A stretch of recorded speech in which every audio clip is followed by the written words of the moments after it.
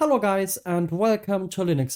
In this video I want to show you the new Linux Mint version 22.1. What is new, what has changed, and what do I think about this new version? I would say let's start right through. At the current point of time, Linux Mint just released the beta version, so I guess the release of the new version will be around Christmas. I hope before Christmas. For that we have, but the Linux Mint team takes at least 2 weeks, I guess, for finishing a beta version. So maybe it will be also after Christmas. But I would say let's come to the quick facts. Linux Mint 22.1 will receive security updates until 2029 and until 2026. This Linux Mint 22 branch is the active developed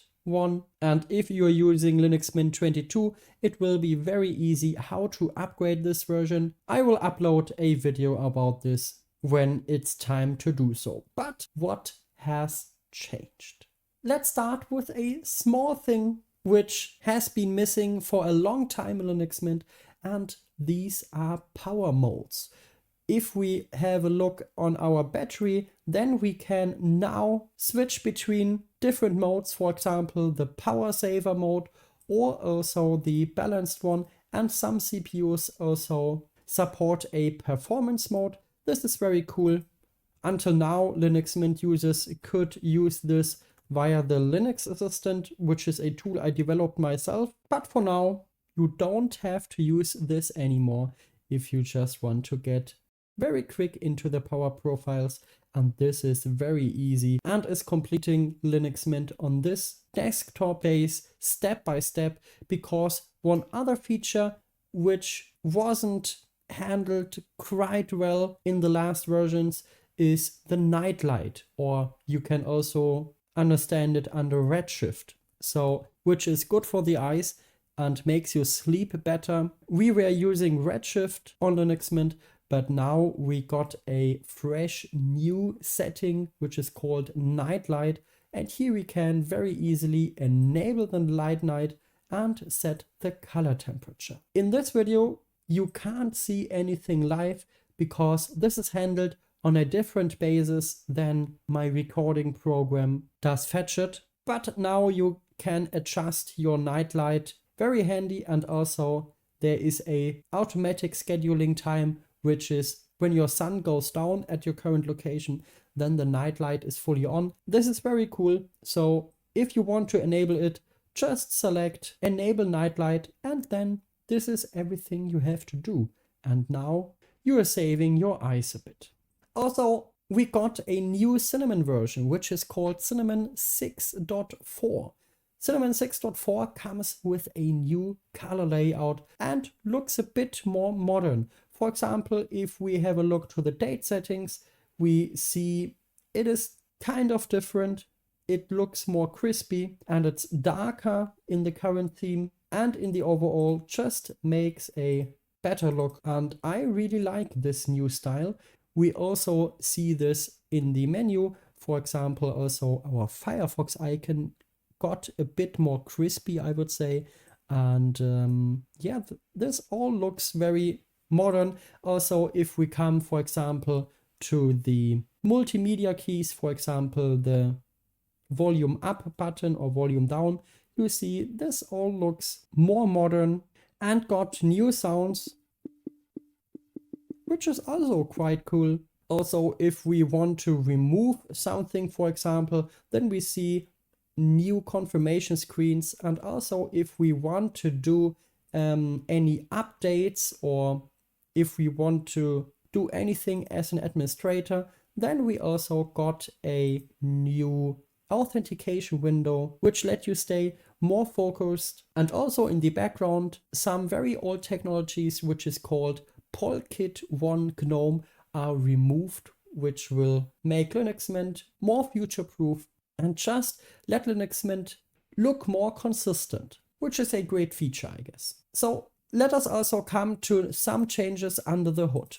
If we want to install new software, for example, the Linux Assistant, I'm just needing a deb file. So we are having this deb file here. We got a new package installer, which is not gdebi anymore. And should you let install files a bit more easy, but this doesn't work quite well with Linux Assistant.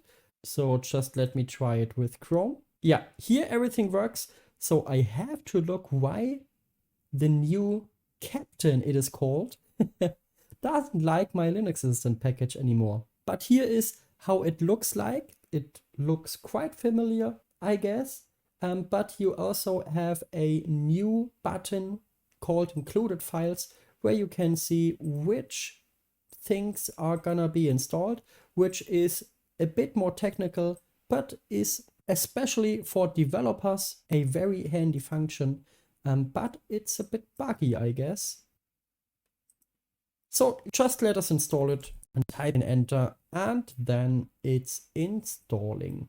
Also, under the hood, Linux Mint changed from apt-daemon to apt-kit, which is providing a more streamlined library for package management operations in overall and with updated functionality. This makes Linux Mint faster in the installation of new packages and also removes some old legacy software and is much more simple to handle than the older versions.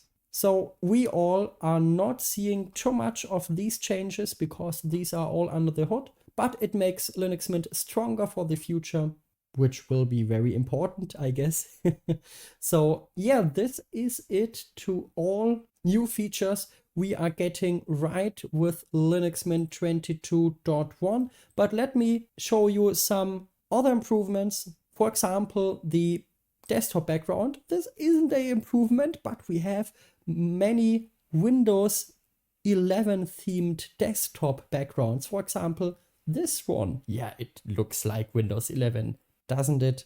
Also, here we have some gold. Okay, but also waves. Right. Here we have the Netflix logo and also rows.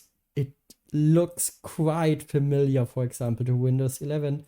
But yeah, this is just on the side. But if we want to get more technical with Linux Mint 22.1, we also have some improvements on the Wayland front in Linux Mint, because this will be the next big thing in Linux Mint 23, because then we are switching from Xorg or X11 to Wayland, and you could also try it out. We got some crucial features like system snapshots. They are working now fine with the Wayland compatibility, which is here the time shift thing. Yeah, perfect. We can now type in our password correctly. Also, we could now install and update software packages which weren't possible in the last version of Wayland. Yeah, Wayland is very experimental still, but yeah, they are doing also a lot on this front. And just a small improvement, which I don't know if I should like it. If we open up the terminal, we don't see any differences between the terminal window and the window manager decoration. So, but I can't do Control plus or Control minus here to change the font size, which is quite weird. Yeah, this is GNOME Terminal. Maybe this is because of Wayland. So let us change again. Here you should use the default one for production use. I'm also still using the production desktop, of course. But let us now have a look in the terminal. Then here I can press Ctrl plus and Ctrl minus. So also some hotkeys aren't working on the Wayland version right now. So I would say, yeah, the Linux Mint team has a lot of work before it for the new Linux Mint 23 version, which will be released in 2026. So they have a bit time to it, but it is almost only 1.5 years. So I'm very curious how it will improve in the next versions. Also, just a small thing, if we have a look to the software manager, this should now loading and generating cache much more faster, because I would say the software manager got some reworks in the last versions of Linux Mint, but it is very slow for a software manager in 2024, almost 2025. So in my opinion, they have to change a little bit about this, because it's very slow and it's still kind of slow, but they now have improved a lot into the software manager's performance, and I hope we will see this also in practice. Yeah, what is my take on the Linux Mint 22.1 version? Honestly, I think I don't know if all these design changes are looking a bit more modern. I liked the lighter gray of Linux Mint, but it's just a small change, and I guess we will get all over it.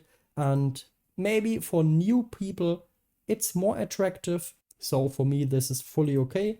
We could also head over to themes and let's have a look. We can change the style, for example, to Mint X. This is the very old one, or Mint L. This is a bit in between. So yeah, just find the right thing. I am going to Mint Y. No, Mint X again. No, it is called Mint Y. Oh my gosh, okay. And even I am getting confused about it. Yeah, let me change it to the default here, which is called Sand and Blue, I guess. And yeah, Linux Mint got small improvements at some fronts, very useful improvements like the battery power saver mode or the improved night light setting. So I would definitely recommend, if this new update is available, to go to this new version 22.1.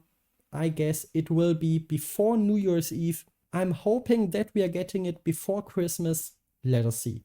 What are you thinking about the new Linux Mint version? Just let me know it into the comments. And if you found this video helpful, please leave a like and subscribe to this YouTube channel, because on Linuxort we are releasing new Linux stuff every week. So make sure to don't miss any future content, and see you in the next one. Bye.